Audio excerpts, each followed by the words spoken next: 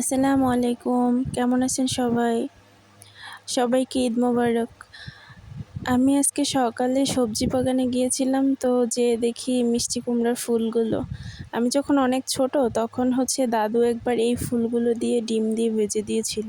এটা খেতে অনেক মজা। আমার টেস্টটা অত বেশি মনে ছিল না, কিন্তু মনে ছিল যে এটা খেতে ভাল লাগছিল অনেক বেশি। তো ভাবলাম যে আমিও আজকে একটু ট্রাই করে দেখি কেমন। তো এইজন্য আমি ফুলগুলো নিয়ে আসছিলাম বাসায়।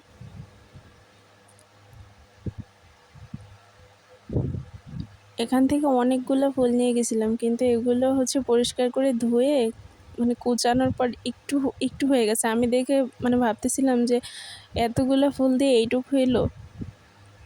এটা দিয়ে চপও বানানো যায়। তো যেহেতু আমি কুচানোর পরে দেখি অল্প একটু হয়ে গেছে, তাই এর চপ বানাইনি, ডিম দিয়ে ভাজি করছি। ডিম দিয়েও এরকম ভাজি করে। আমি মেনলি ডিম দিয়ে ভাজি করাটাই খেয়েছিলাম অনেক আগে। তো আমি এটা ভাজি করার জন্য পেঁয়াজ কুচি, কাঁচামরিচ কুচি, একটু হলুদের গুঁড়া আর লবণ দিয়ে এটাকে খুব ভালো করে মথে নিয়েছিলাম। তারপরে এই যে সেই গুঁড়াটা যেটাকে কুচিয়ে রেখেছিলাম, এই যে ফুলগুলা, তো এটাকে খুব ভালো করে মাখিয়ে তারপরে এর মধ্যে একটা ডিম দিয়ে দিয়েছিলাম, এবং ডিমটিকেও খুব ভালো করে ফেটিয়ে নিতে হবে, যাতে ওই ফুলের সঙ্গে খুব ভালো করে মিশে যায়।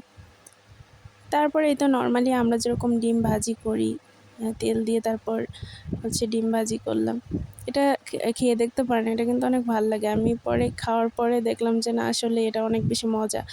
আর আম্মু বলতেছিল যে এটা দিয়ে নাকি চপ বানালে এটা আরও বেশি মজা লাগে।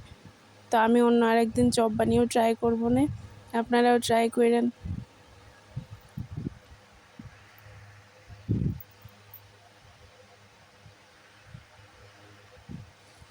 আর সবার ঈদ কেমন কাটছে অবশ্যই জানাবেন। আমি অনেকগুলা ভিডিও আছে, বাট আপলোড দিতে পারিনি অনেক ব্যস্ততার মধ্যে, তাই একটা একটা করে দিচ্ছি। সবাই পাশে থাকবেন, আর আপনারাও শেয়ার করেন আপনাদের ঈদ কেমন কেটেছে।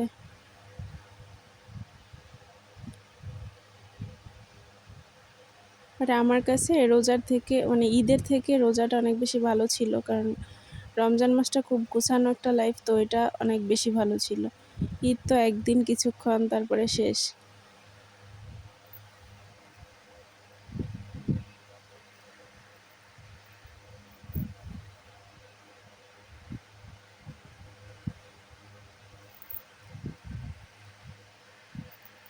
এই তো, এই যে আমার ডিম, ফুলের ডিম। সবাই ভালো থাকবেন, ট্রাই করবেন।